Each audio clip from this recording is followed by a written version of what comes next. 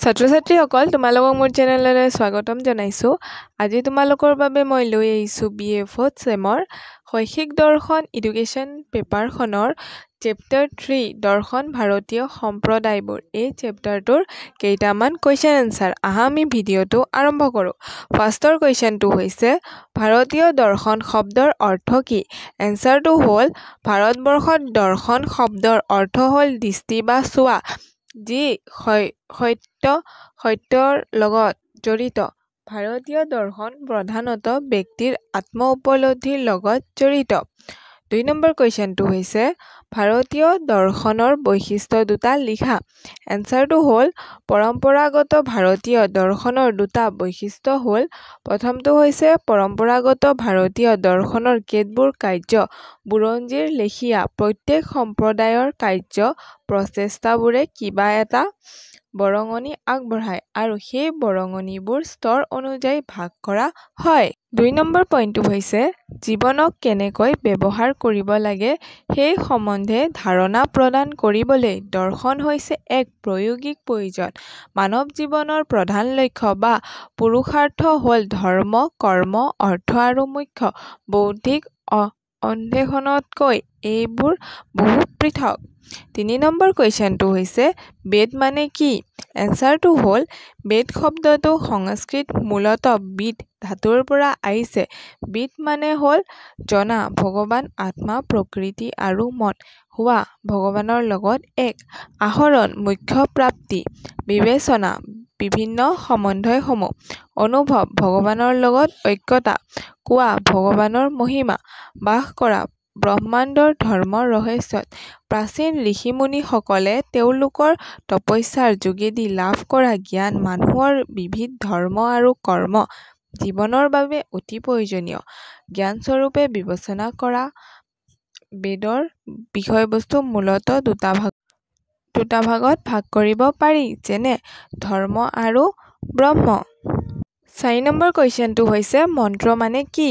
এনসাৰটো হ'ল মন্ত্ৰ শব্দটো সংস্কৃত ভাষাৰ মনন শব্দৰ পৰা আহিছে, যাৰ অৰ্থ হ'ল ক্ৰমে চিন্তন, অনুধাৱন বা বিচাৰ কৰা। মন্ত্ৰ সাধাৰণতে ধ্যান, পূজা বা সাধনাৰ সময়ত মন একাগ্ৰ কৰিবলৈ ব্যৱহাৰ কৰা হয়। 5 নম্বৰ প্ৰশ্নটো হৈছে উপনিষদ কি? এনসাৰটো হ'ল উপনিষদ হ'ল বেদৰ শেষ বা সমাপ্তিৰ অংশ। এই অংশটোৰ বেদান্ত বুলিও কোৱা হয়।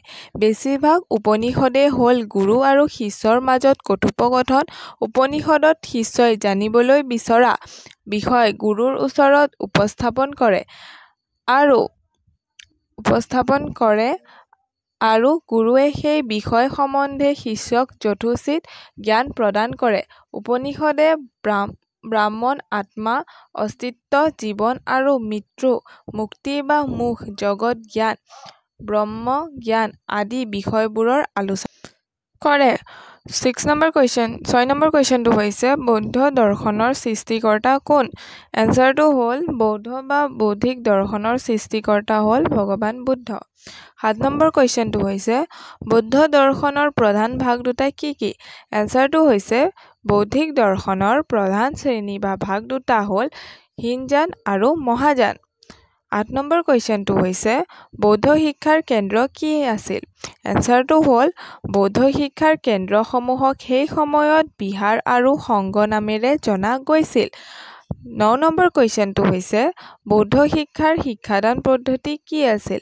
এনসাৰটো হৈছে বৌদ্ধ শিক্ষাৰ সময়ছোৱাত লিখন সঁজুলিৰ আৱিষ্কাৰ হৈছিল যদিও সেইসমূহ পৰ্যাপ্ততাৰ অভাৱৰ বাবে শিক্ষাদান ব্যৱস্থা বৌদ্ধিক শিক্ষাৰ দৰে মৌখিক বিধৰ আছিল। শিক্ষকে মৌখিকভাৱে পাঠদান কৰিছিল আৰু শিক্ষাৰ্থী সকলে সেইবোৰ মনত ৰাখিছিল। অনুশীলনৰ জৰিয়তে বিভিন্ন ধৰণৰ বিশেষজ্ঞ ব্যক্তিক আমন্ত্ৰণ কৰি আনিও শিক্ষা প্ৰদান কৰাৰ ব্যৱস্থা বৌদ্ধ শিক্ষাত আছিল। প্ৰশ্নোত্তৰ পদ্ধতি, আলোচনা আৰু তৰ্ক পদ্ধতি, বক্তৃতা পদ্ধতি, সন্মিলন আৰু আলোচনা চক্ৰ পদ্ধতি আদি শিক্ষা প্ৰদান কৰিবৰ বাবে ব্যৱহাৰ কৰা হৈছিল। 10 নম্বৰ কুৱেশ্যনটো হৈছে ইছলাম ধৰ্মৰ সৃষ্টিকৰ্তা কোন আছিল?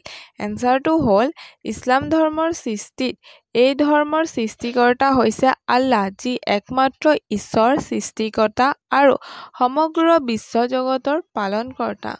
11 নম্বৰ কুৱেশ্যনটো হৈছে ইছলাম ধৰ্মৰ প্ৰধান গ্ৰন্থখনৰ নাম কি? এনচাৰটো হ'ল ইছলাম ধৰ্মৰ পবিত্ৰ আৰু মূল গ্ৰন্থখন হ'ল কোৰাণ। 12 নম্বৰ কুৱেশ্যনটো হৈছে ইছলাম শব্দৰ লগত সম্বন্ধিত শব্দটো কি? এনচাৰটো হ'ল ইছলাম শব্দটো আসলাম শব্দৰ লগত সম্বন্ধিত, যাৰ অৰ্থ হ'ল শান্তি। 13 নম্বৰ কুৱেশ্যনটো হৈছে সালৱা শব্দটো কোন ভাষাৰ পৰা উৎপত্তি হৈছে? এনচাৰটো হ'ল পাৰ্চী ভাষাৰ সালৱা শব্দৰ পৰা সালাত শব্দটো উৎপত্তি হোৱা বুলি বিশ্বাস কৰা হয়, যাৰ অৰ্থ হ'ল দুৱা বা প্ৰাৰ্থনা। 14 নম্বৰ কুৱেশ্যনটো হৈছে বৈদিক দৰ্শনৰ মতে যন্ত্ৰণাৰ 5টা কাৰণ কি কি? এনচাৰটো হ'ল বৈদিক দৰ্শনে যন্ত্ৰণাৰ 5বিধ কাৰণৰ কথা কৈছে। সেয়া হ'ল অজ্ঞতা, এই কাৰণটো হ'ল আন 4বিধ কাৰণৰ মূল স্বৰূপ। অজ্ঞতা 4 প্ৰকাৰৰ: ভ্ৰান্ত বিশ্বাস, মৰণশীলক অমৰণশীল বুলি ভবা, অমৰশীলক মৰণশীল বুলি ভবা ইত্যাদিবোৰ হ'ল অজ্ঞতাৰ ফল। বিশুদ্ধক অবিশুদ্ধ বুলি ভাবা আৰু অবিশুদ্ধক বিশুদ্ধ বুলি ভাবা। দুখৰ কাৰণবোৰক সুখৰ কাৰণ বুলি ভবা আৰু সুখৰ কাৰণবোৰক দুখৰ কাৰণ বুলি ভবা।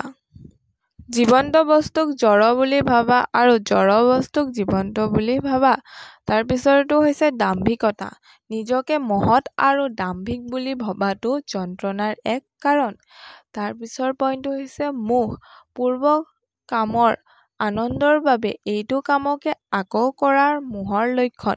প্ৰকৃতি বা জীৱন পৰিৱৰ্তনক আওকাণ কৰি ব্যক্তিসকলে মোহত বন্দী হৈ থাকে, ই ব্যক্তিক অন্ধ কৰি তোলে।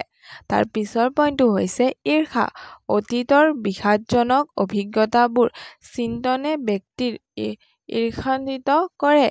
ঈৰ্ষাৰ ফলত ব্যক্তিয়ে শুদ্ধ চিন্তা কৰিবলৈ অক্ষম হয়। তাৰ পিছৰ পইণ্টটো হৈছে মৃত্যু ভয়, সকলোবোৰ জীৱন্ত প্ৰাণীয়ে জীয়াই থাকিব বিচাৰে আৰু মৃত্যু নিবিচাৰে। সকলো জীৱন্ত প্ৰাণীয়ে মৃত্যুক ভয় কৰে। ধন্যবাদ।